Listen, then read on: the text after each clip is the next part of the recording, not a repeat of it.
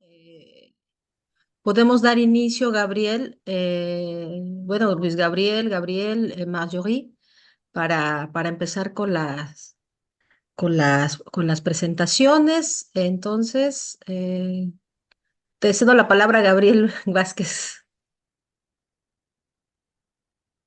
No, pues buenos días. La verdad es que estoy muy emocionado, menos pues de participar, ¿no? Por la invitación que me hizo la doctora Teresa pues de colaborar. Inicialmente también quería presentar alguna ponencia, pero por los tiempos pues no me fue posible. Entonces, agradezco mucho, bueno, reitero buenos días, pero aquí en México y buenas tardes, casi, sí, ¿no? Tardes en Francia. Y gusto saludarlos. Y pues bien, hoy tenemos la participación en este primer seminario en línea de cine mexicano, imágenes y realidades. Tenemos cuatro participaciones de justamente del cine mexicano. Y pues a mí me toca darles las reglas, la dinámica, explicarles la dinámica de presentación. Y pues les comento que después de cada intervención, de estas intervenciones en general, estas cuatro, pues estaremos destinando de 10 a 15 minutos para una sesión de preguntas y de comentarios. Y si hay algún detalle que los y las ponentes quieran resaltar, pues también podemos dejar algún espacio, ¿no? Eh, Obviamente si el tiempo así lo permite. Y pues si también me permiten dar inicio a las presentaciones de este seminario, pues la primera está a cargo de la doctora Marie-Pierre Ramuch, no sé si lo pronuncié bien, de la Universidad de Perpiñán. Ahí me disculpo. Les leo brevemente la reseña curricular.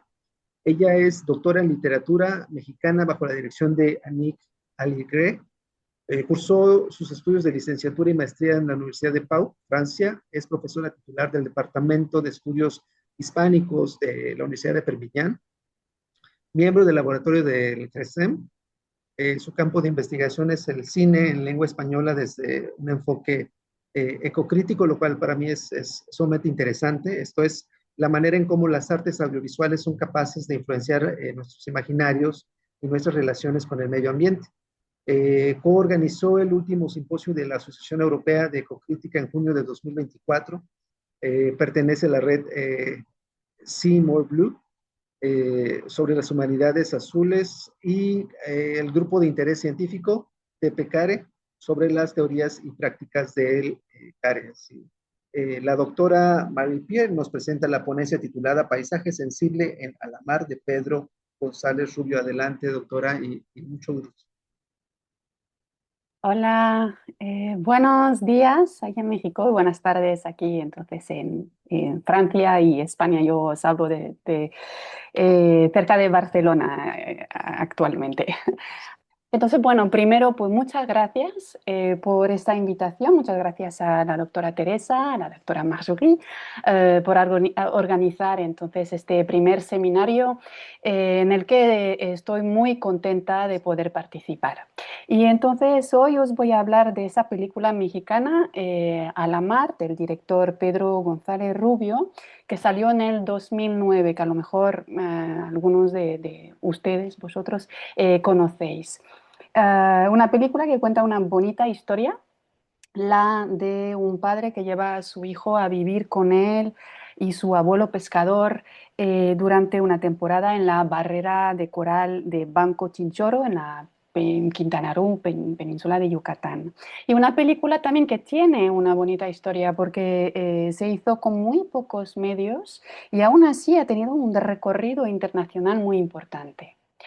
Como lo comentó el doctor Gabriel, me gustaría ofreceros entonces una lectura ecocrítica de esta película, porque es entonces el campo de estudios en el que estoy trabajando. Y para aquellas que no conocen realmente o muy poco el tema de la ecocrítica, os voy a presentar muy rápidamente qué es. La ecocrítica es entonces ese campo de estudios que surgió, emergió en Estados Unidos alrededor de los años 80 con el fin de estudiar la literatura, pero también las otras artes, desde una perspectiva ecológica. Una de las pioneras, Cheryl Glofelty, ofrece esta definición muy escueta de lo que es la ecocrítica. O sea que nos dice así que de la misma manera, por ejemplo, que la crítica feminista examina el lenguaje, la literatura, desde una perspectiva consciente del género, de la misma manera que la crítica marxista hace lo mismo, a través de estudia la literatura, el lenguaje, a través de esta conciencia de las luchas de clases y de los modos de producción, pues la ecocrítica estudia la literatura y el arte con este enfoque ecológico. Estudia básicamente las relaciones entre literatura, artes y el medio ambiente. Sigo citando a Cheryl Glofelty cuando dice que los que se dedican a la ecocrítica tratan de contestar a esta pregunta, ¿no? ¿Cómo nuestras metáforas sobre la Tierra influencian nuestra manera de tratarla? ¿No? Porque, y esta vez cito a Ken Hitler, todavía en el mismo libro, The Eco-Criticism Reader, nos dice así que puede parecer chocante darse cuenta de que lo que vemos cuando miramos un bosque, una montaña, es una construcción cultural, pero sí, en gran parte lo es.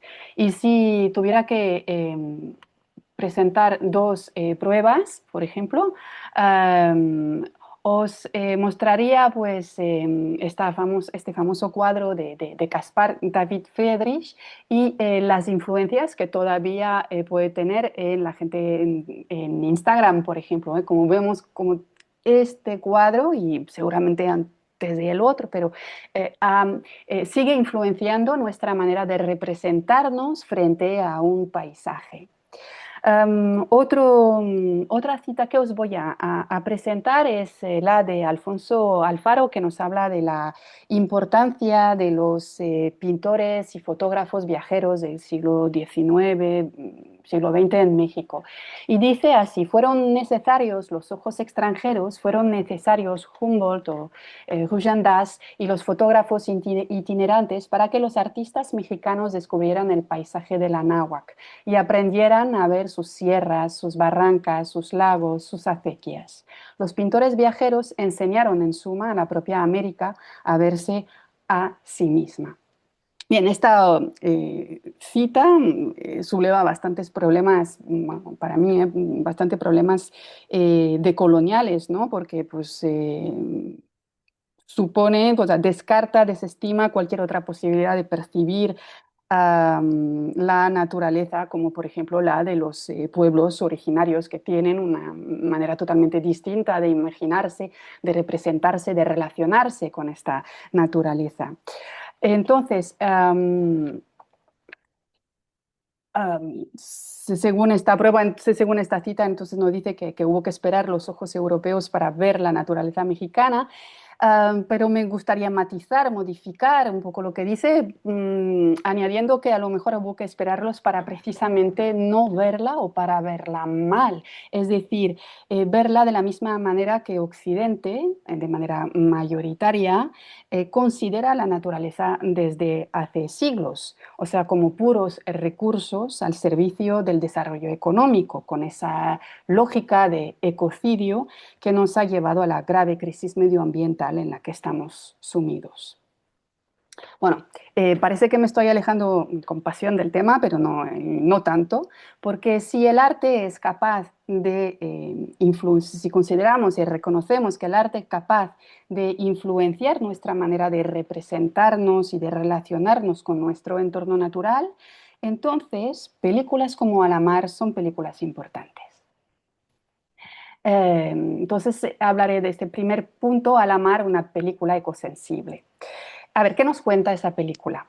Es la historia de Jorge y Roberta, que se conocieron en México. Él es un hippie mexicano, ella es una urbanita italiana, para exagerar un poco las cosas, y de su amor nació Natán. Pero se separaron y desde entonces Natán vive en Italia con su madre. La peli empieza cuando Nathan ahora tiene 5 años y viene a pasar unas vacaciones con su padre en la casa de su abuelo, pescador en Banco Chinchorro, en la península de Yucatán. Durante estos días, Nathan, guiado por su padre, descubre la fauna, la flora de Banco Chinchorro, la pesca, el modo de vivir de la comunidad de pescadores del lugar.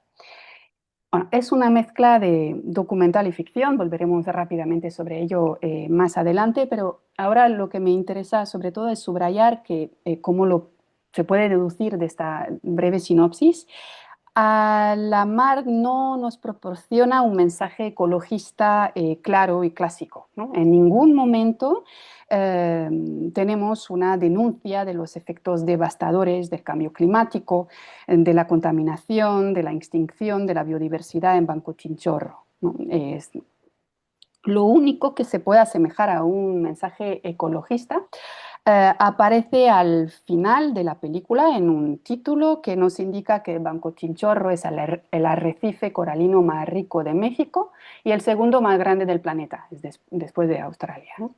Que también es una reserva de biosfera que alberga una fauna única y que hay esfuerzos llevados a cabo para que se convierta en un sitio patrimonio de la UNESCO. Además, en entrevistas, el director aclara que una de las motivaciones a la hora de hacer esta película era ayudar a concienciar sobre la preservación de la naturaleza, evitar que se reprodujera catástrofes como la que pasó en Playa del Carmen, donde el director, Pedro González Rubio, vivió una temporada cuando era chico, cuando tenía la edad de Natán, que pues vio totalmente destruida, la vegetación destruida, arrasada para construir cadenas de hoteles. Bien. Por lo tanto, repito, no hay un mensaje de militantismo, de denuncia ecológica clara. El director no quiere demostrar ni convencer a nadie, pero obviamente la naturaleza, fauna, flora, mar, viento, tienen una importancia capital en la película. No aparecen solo como decorado, telón de fondo, que es habitualmente la manera más común general de representar el entorno natural en las artes occidentales, ¿no? Sino que todos estos elementos naturales son parte íntegra de la historia. Entonces, la intención de González Rubio es más bien llevarnos de viaje a Banco Chinchorro, hacernos experimentar lo que es vivir como un pescador de esta reserva de biosfera. Nos invita a descubrir esa manera de vivir, bueno, es un poco trillado lo que digo, pero es cierto, ¿no? En armonía con su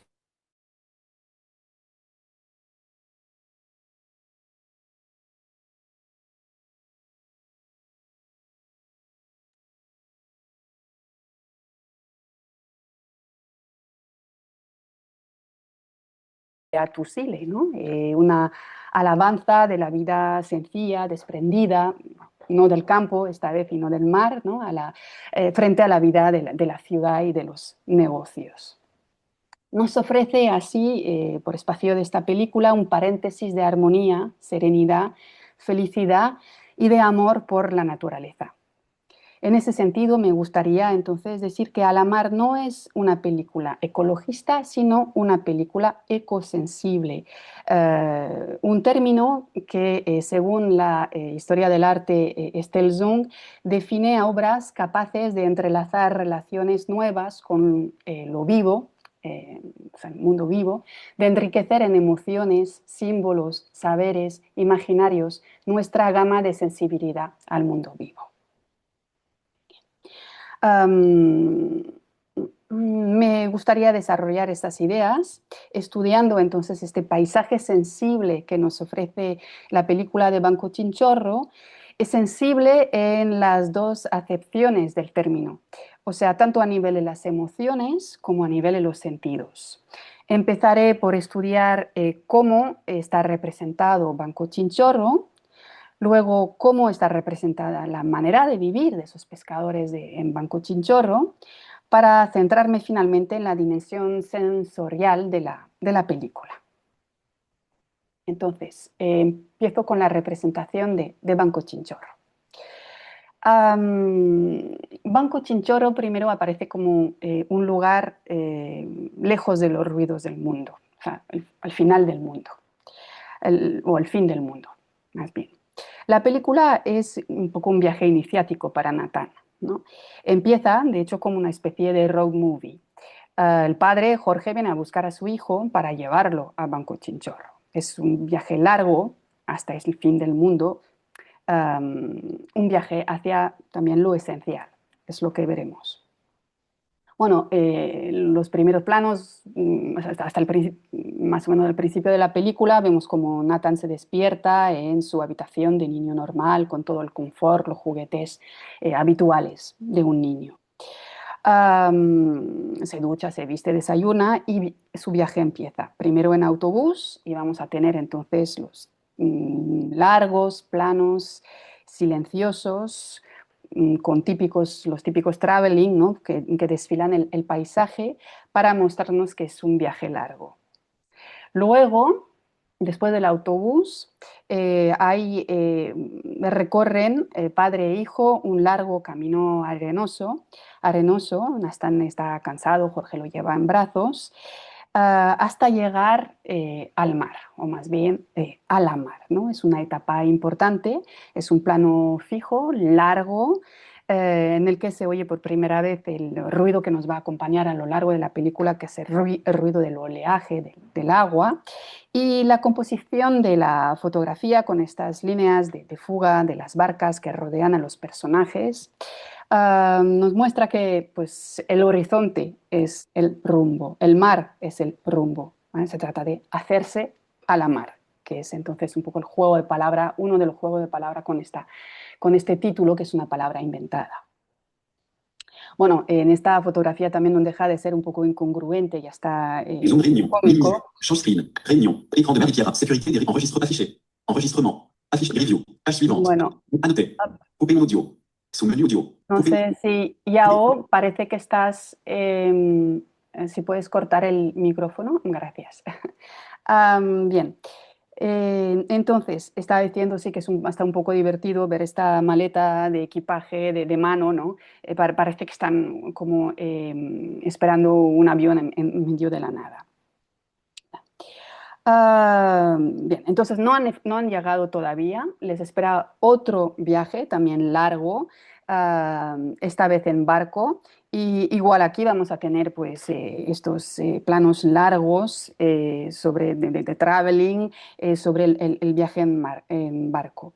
También vemos que es un viaje que viven mal los dos, se marean. Entonces podríamos interpretarlo como una especie de rito de paso para llegar a Banco Chinchorro. Y otro elemento, vemos que Nathan se quita la camiseta, como si se despojara del último vestigio de este mundo, entre comillas, civilizado, y empezara realmente a vivir como su padre, que va desde el principio sin camiseta, ni zapatos, ni chanclas, ¿no? Bien, después de lo que suponemos son varias horas, por fin llegan a Banco Chinchorro. Es el final del viaje. No sé si me atrevo a intentar enseñar una parte de la película, porque tengo miedo a que se complique todo. Lo voy a intentar igualmente. A ver, porque a veces la técnica aquí me falla. A ver. Para mostrar un poco esta llegada. Pues ya comenzamos mal. Aquí.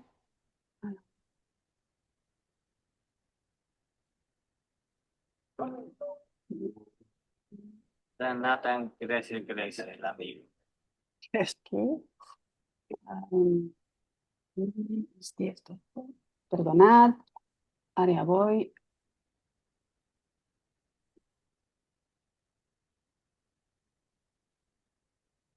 Uy. A ver, voy a compartir la pantalla. No sé si se va a oír el sonido. Esta es también mi duda. Ya me lo diréis. Se ve la película? Sí. Sí. Vale. Y ahora el sonido, pues no lo sé. Vamos a ver. Pero bueno, lo importante aquí es sobre todo la imagen. Ahí.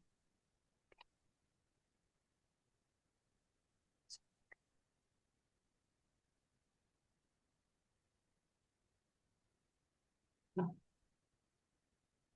Entonces, esto es cómo se está navegando.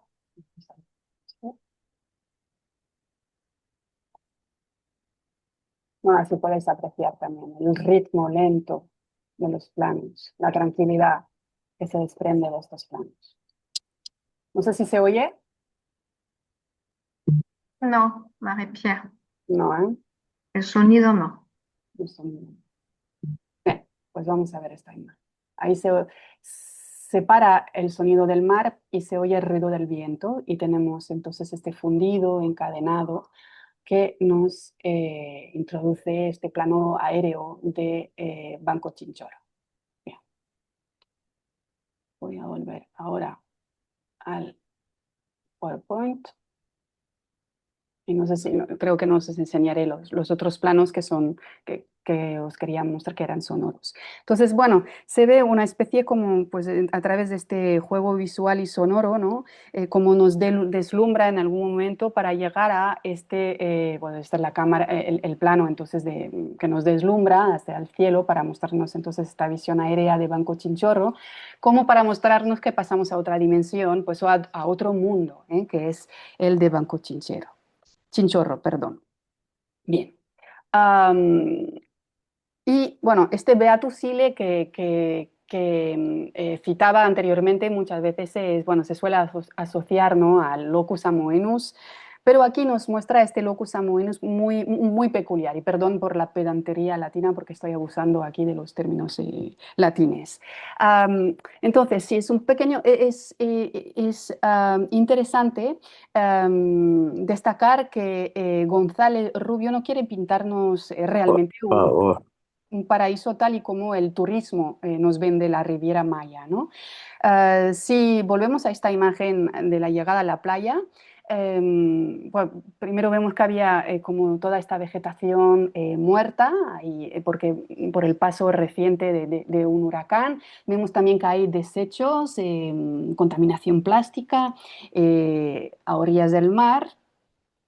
O sea que no es una visión especialmente, no quiere embellecer la realidad, pero tampoco quiere insistir mucho en estos problemas de contaminación, por ejemplo, aquí. O sea, sencillamente no trata de maquillar, ni de embellecer el lugar, ni de cargar las tintas.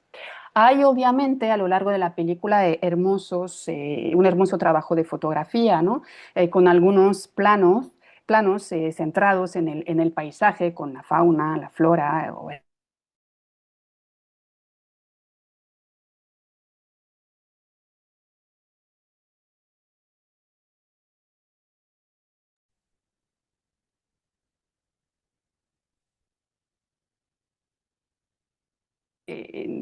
Bueno, me interesa porque permite poner de realce un elemento muy importante de este lugar, casi mágico, el hecho de que están entre cielo y mar. En este sentido sí que es un paraíso porque queda muy lejos del mundo terrenal, ¿no? Está entre cielo y mar. Este cielo aquí vemos como ocupa con estos colores pasteles casi las 3/4 partes de la imagen, y vemos también como entre cielo y mar hay esta barca y sobre todo estas casitas sobre pilotes, los palafitos, en que vive la comunidad de pescador de unas 50 personas en aquel entonces en Banco Chinchorro. Viven entonces, lo repito, entre cielo y mar, entre ala y mar, que es entonces otro juego de palabra posible de este título propuesto por el director. Algunos elementos insisten en este aspecto, precisamente, como esta ventana que se abre y dentro de la cual, bueno, estamos dentro de la casita, ¿no? Y dentro, entonces la ventana se abre y vemos que el título aparece entre cielo y mar. Pasemos ahora a la tercera parte en la que vamos a ver cómo es, cómo es vivir en Banco Chinchorro, ¿no? En su libro Mapping the Invisible Landscape, que podríamos traducir por cartografiar el paisaje invisible, Kent Ryden hace hincapié en el hecho de que un paisaje no es solamente una representación bidimensional y visual, porque hay otros elementos que le hacen pasar de espacio, o sea, el de los mapas, a lugar, o sea, que le dan una tercera dimensión, que le dan profundidad, relieve.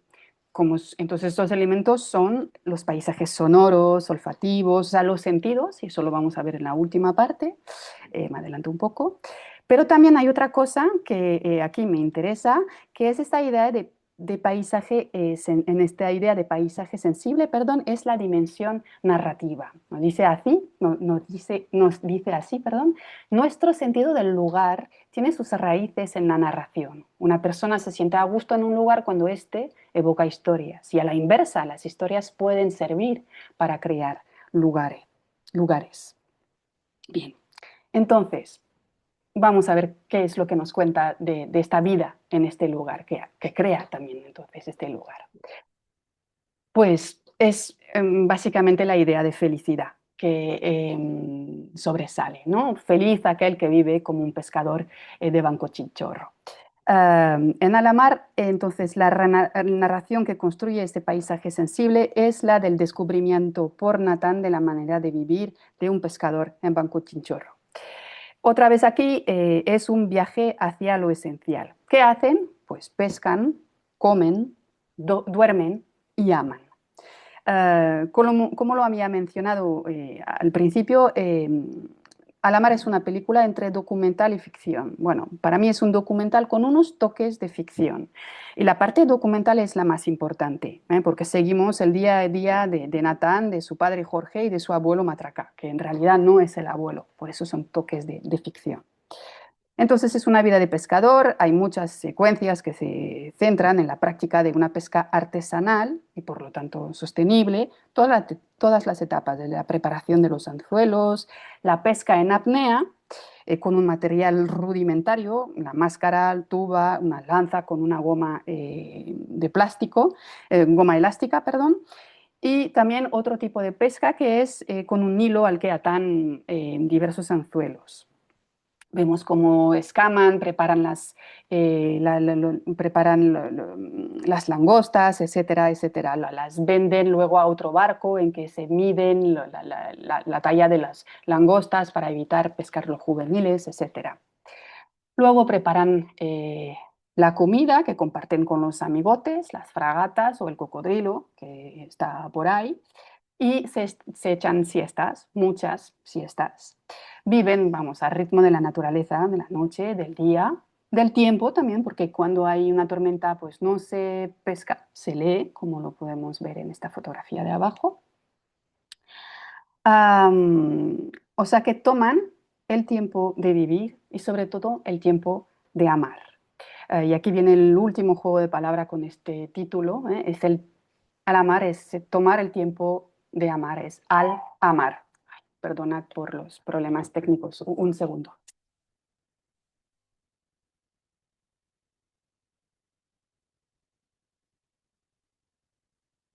Aquí estoy, perdonad. Bien, vemos que sí, desde este punto de vista el elemento central es la relación padre-hijo. Jorge es un padre muy atento, lo vemos cuidar de su hijo, darle de comer, jugar con él y sobre todo se fijan en la transmisión padre-hijo. Le enseña a pescar, a escamar, a bucear y también le transmite, y es lo que más me interesa aquí, es sus conocimientos, su amor por la fauna y la flora local. Le enseña pues el anacahuite, el siricote, que es la flora, los diferentes tipos de peces, le hace tocar los peces, los dientes, las estrellas, los caracoles, los tiburones. Y también le enseña a cómo hacerse amigo de Blanquita, una Bulbucus ibis o garrapatera, como le enseña a su hijo, que entra en su palacito y con la que establecen una relación estrecha. Les sigue por todas partes, se sube al barco con ellos, etc. Bien. Ese minimalismo, esta esencia de regreso a lo básico, parece ser como una especie de receta de la felicidad, ¿no? Matraca, el abuelo pescador, nos dice así: el que vive del mar vive feliz, aunque también confiesa que le gustaría conocer otros horizontes, otra gente diferente de él, y que por otro lado también vemos que las bromas pesadas, los comentarios salaces de estos pescadores muestran que también esta vida solitaria puede costar, ¿no? El minimalismo de esta vida, esa imagen del minimalismo del cine de González Rubio, que se reduce también aquí a lo esencial. A nivel de la escaleta del guión, no tenía casi nada previsto, y a nivel del equipo. Está él como cámara, un sonidista y a veces un camarógrafo especialista en tomas submarinas. O sea, como máximo 3 personas y la mayoría de las veces solamente 2, con un material muy ligero. Todo esto para primero pasar desapercibidos y que no tuvieran la sensación, sobre todo el pequeño, ¿no?, de ser filmados. Y segundo, para que los espectadores tuviéramos la sensación de estar allá entre ellos, en esta cabaña tan pequeña.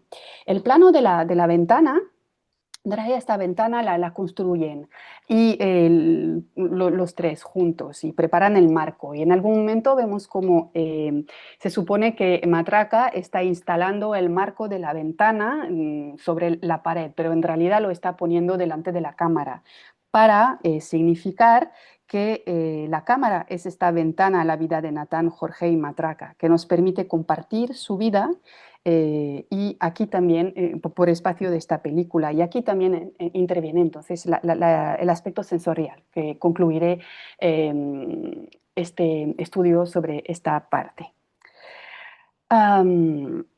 Bien, cuando le preguntan a González Rubio sobre el género problemático de Alamar, o sea, sobre esta mezcla un poco rara entre documental y ficción, el director contesta que Alamar es una experiencia visual que llega a los sentidos.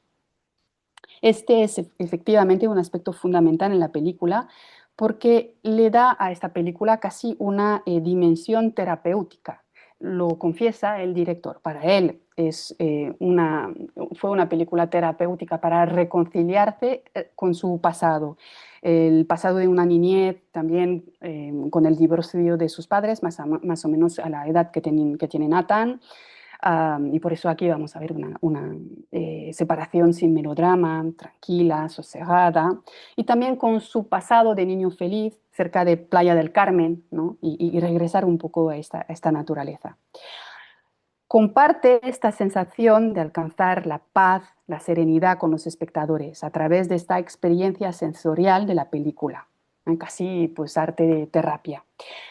A través de este paisaje primero visual, estos planos largos, este ritmo lento, esta horizontalidad de los planos, sin olvidar las virtudes ansiolíticas del color azul, ¿no?, que no hay que dejar de lado, pero también hay todo el paisaje sonoro, el del oleaje, del viento, de la brisa, de la lluvia, del canto de los pájaros, de las ranas y en la dimensión áptica, característica de este tipo de películas que se centra mucho en lo sensorial, ¿no? Un áptico, un término desarrollado por Deleuze y Guattari para subrayar las relaciones sinestésicas entre la vista y el tacto, ¿no?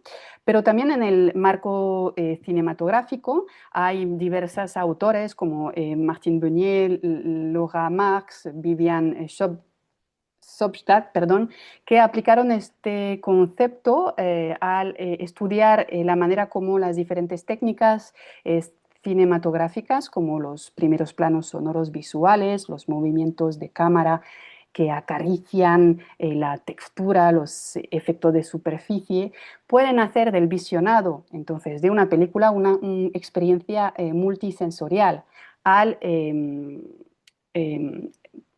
solicitar en nosotros otros sentidos que no son otros sentidos diferentes de la vista y del oído, ¿no? Aquí tenemos, por ejemplo, estos primeros planos sobre los pies en el tronco, la sensación también del agua en la mano, del sol, de la sal sobre la piel, del olor también a la fritanga cuando están comiendo.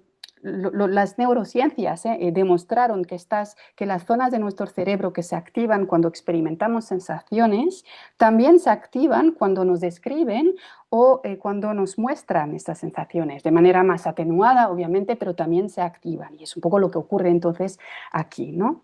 Y gracias a esta dimensión multisensorial, pues sentimos esa calma, esa paz vivida en Banco Chinchorro.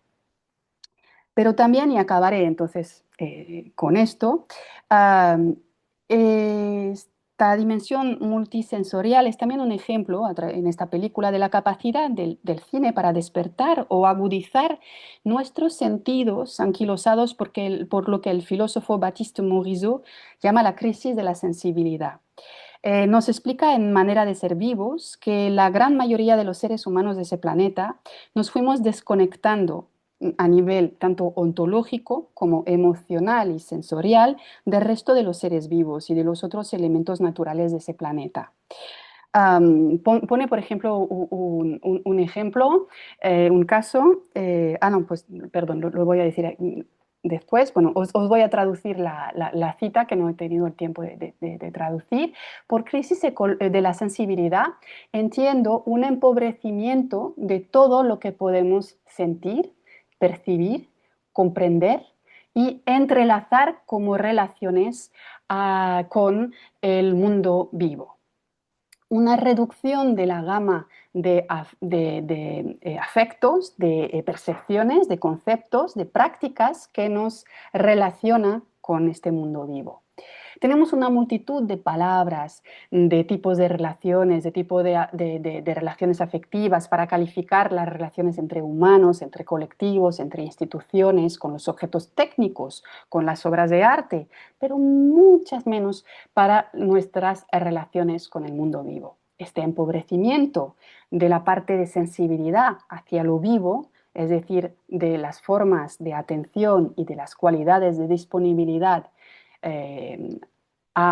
frente al mundo vivo, es a la par un efecto y una parte de las causas de la crisis ecológica que es la nuestra. Entonces, estaba hablando de este ejemplo que nos propone Baptiste Morisot, que es de una experiencia que se hizo, creo que con niños canadienses, más o menos niños de la edad de Nathan, que eran capaces de reconocer en un abrir y cerrar de ojos logotipos de las marcas más famosas, tipo Adidas, Nike, Starbucks, Netflix, que sea, ¿no? Pero que en cambio eran incapaces de identificar las hojas de 10 especies de árboles de su ciudad, ¿no? Con lo que se cruzaban cada día. Bueno, esto yo lo he vuelto a intentar con mis estudiantes, ¿no? Y es igual, ¿no? Y supongo que con mucha gente lo mismo, ¿no? Que nos muestra cómo nos hemos ido desconectando de este mundo natural que nos rodea, porque estamos como totalmente sumidos en un mundo humano. Bien, para volver a la película y al arte, el cine en este caso, pienso que películas como A la mar tienen la virtud de activar estas conexiones sensibles, tanto emocionales como sensoriales, ¿no? Y hacernos sentir hasta qué punto puede resultar placentero y hasta sosegador tener esta atención por el entorno natural. Muchas gracias por su atención. Espero no haber haber tardado demasiado. Haberme pasado con el tiempo. Muchas gracias a la doctora Marie-Pierre. Este tema es, bueno, al menos para mí es muy interesante. Yo considero que el propósito elemental de este tipo de reuniones, de este tipo de cambios, es, bueno, aparte de compartir lo que cada uno sabe, conoce y hace, también es el aprendizaje, ¿no? Aprender algo nuevo. Esto para mí